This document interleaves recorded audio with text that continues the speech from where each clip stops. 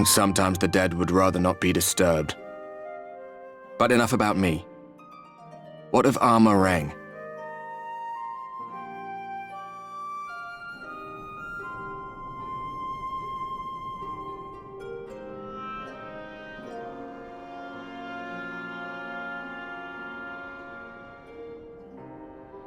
I see.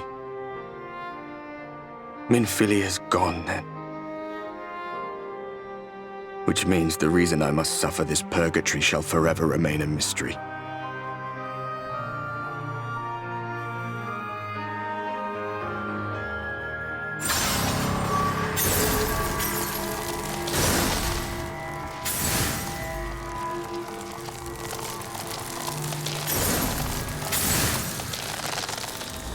What's the matter?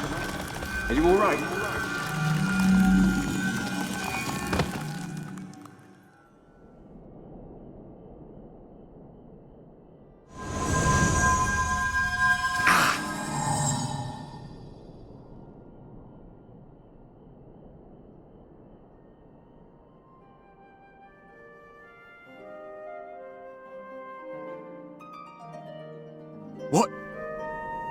What just happened?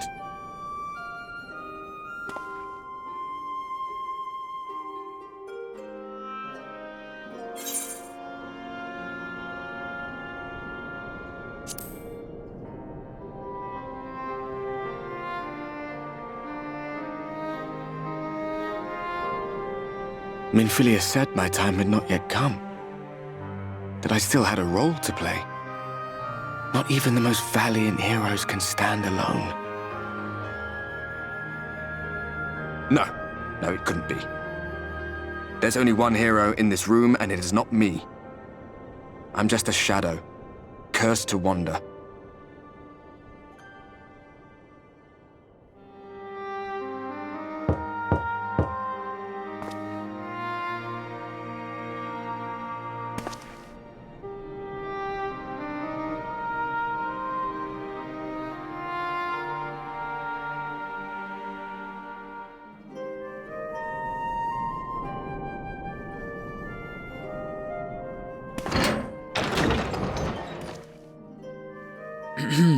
Forgive the intrusion, but Minfilia, that is, Reen, and the others were asking after you. Is everything all right?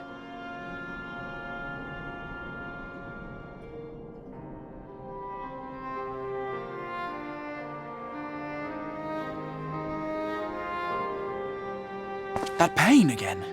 And did it pass?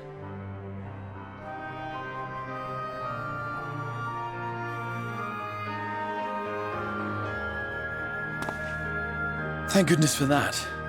I would not wish to see you suffer.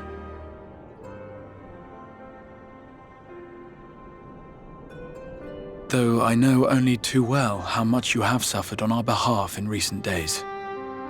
Indeed, I have no right to impose upon you further. Nevertheless, I must ask one thing of you. That you survive this, no matter what. When the dust settles, you must return to your world, for the battles to come and the wars yet unwon. The final Light Warden is all that stands between us and victory. There is still much we must do to prepare, but for now, I will see if there is aught that may remedy the strange affliction which plagues you.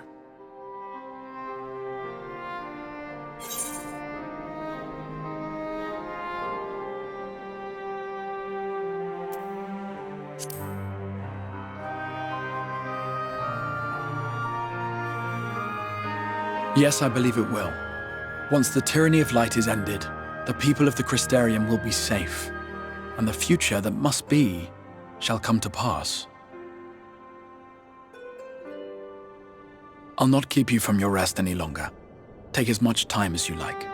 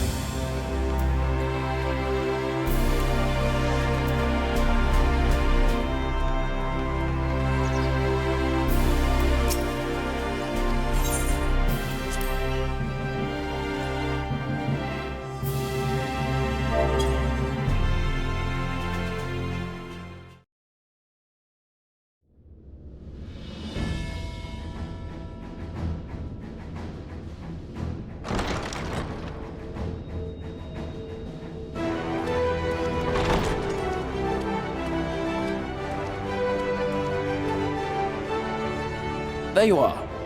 May I assume you've had your fill of rest?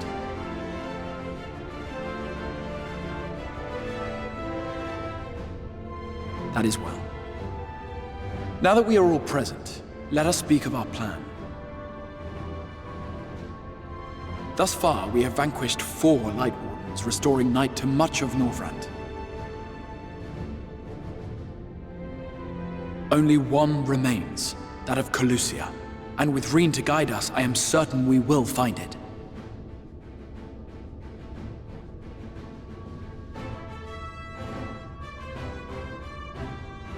We're so close now. If we can just take care of this one last Warden, we'll rob the Sin Eaters of their final foothold and drive them out of Norvrand once and for all. It will be a new beginning for the First, a chance for the people to rebuild their world. In short, a prize worth fighting for. And in thus delivering the First from destruction, so too shall we unsow the seeds of the 8th umbral calamity. Do you hear? Your dreamed of rejoining is in jeopardy. Are you sure you're not tempted to intervene?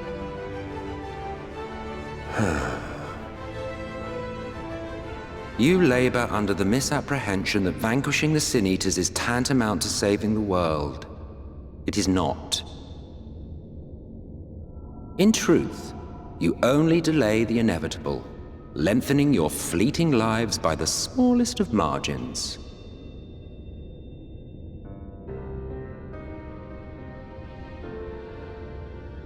Twould be churlish of me to deny you this small concession, close as we've become.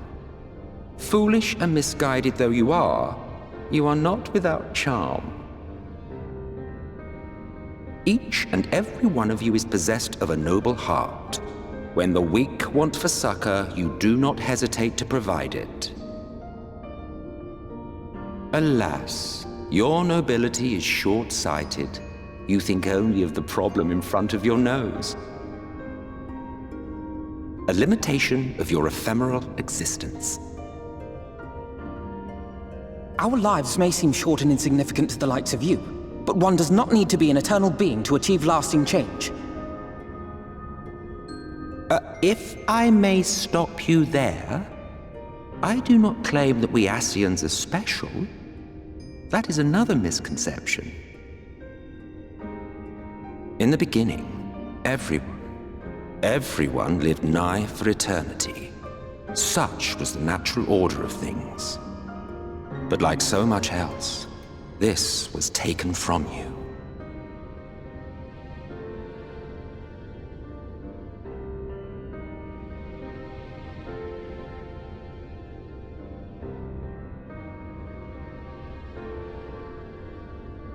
You won't object if I borrow your plaything?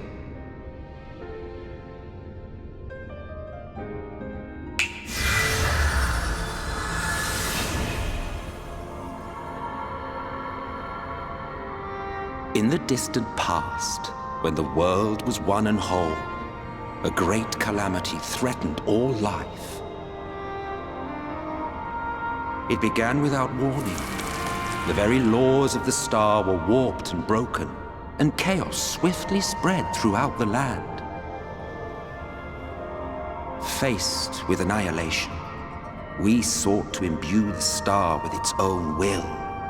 Thus was Zodiac born, and by his power was order restored.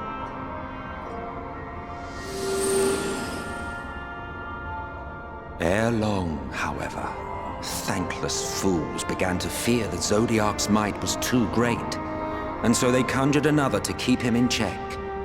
Your own dear Hydaelyn.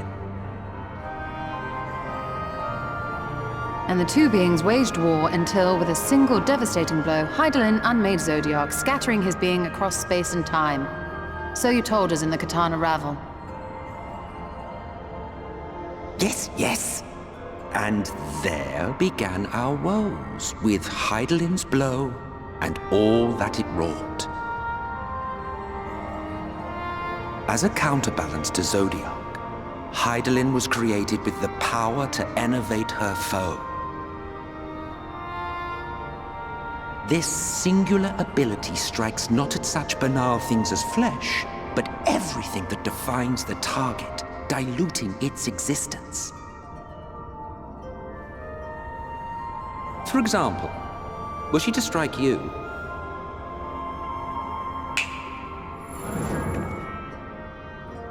two individuals, identical in appearance yet reduced in all respects. Strength, intelligence, the soul itself, all is halved.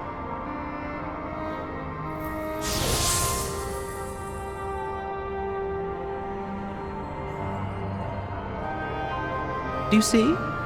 This self-same fate befell not only Zodiac, but the very star.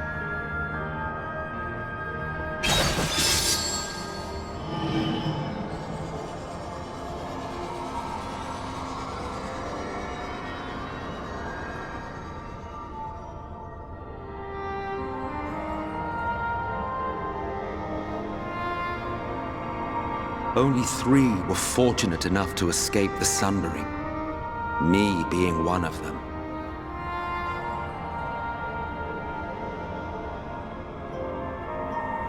When I beheld the shattered remnants of our home, I knew deepest despair. The inhabitants of these 14 fragments were feeble, frail and foolish, oblivious to their imperfection, ignorant of their past. Malformed creatures thrashing blindly about. Pitiful, disturbing, depressing. So, we took it upon ourselves to rejoin the worlds. But in our eagerness and, I confess, our ignorance, we erred and made a useless void of the 13th.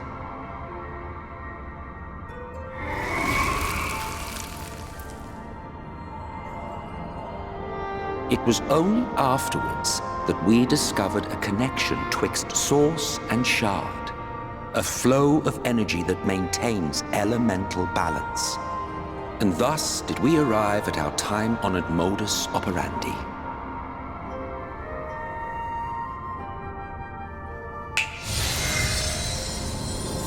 From a purely Asian standpoint, it could be said that what you seek to do is only logical. But that would be to ignore the immeasurable destruction wrought with each rejoining. You have murdered millions, and this we cannot condone. By your fragmented existence, you continue to give rise to tragedies far crueler than any calamity. But yes, moral relativism and all that. Case in point, I do not consider you to be truly alive, ergo, I will not be guilty of murder if I kill you.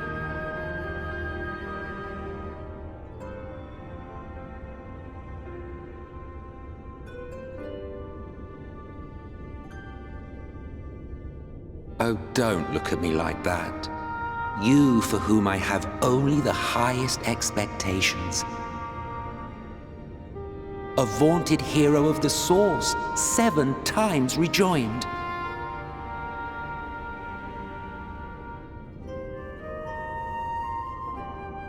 Long have I awaited one who might brave a path of lesser tragedy. A resilient soul able to endure the necessary pain. I dare to hope that my wait is over.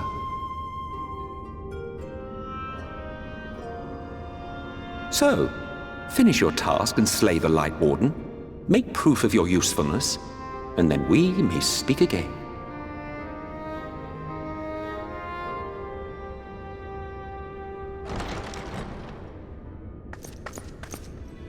Forgive me, my lord, but this could not wait. Speak freely, Captain. Our informant in Colusia sends word of unusual activity in Yulmore. It appears their forces are entrenching themselves at key points throughout the city, making ready for an attack by all indications. An intriguing use of resources. I rather doubt Lord Vorthry is concerned for the safety of his citizens. You think he's harboring the Light Warden inside the city walls? Even if he does have some means of controlling the Sin Eaters, wouldn't that be a little risky? Risky or not, if there is even a chance the Warden is hiding there, we will need to act fast. The longer we wait, the better prepared the Yulmorans will be.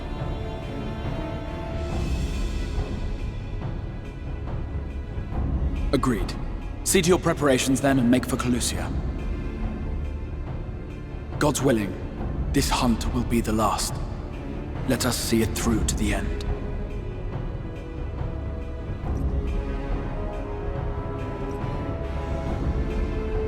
We should begin by assembling in Rite. There we may assess the situation in Yulmore and decide how best to proceed.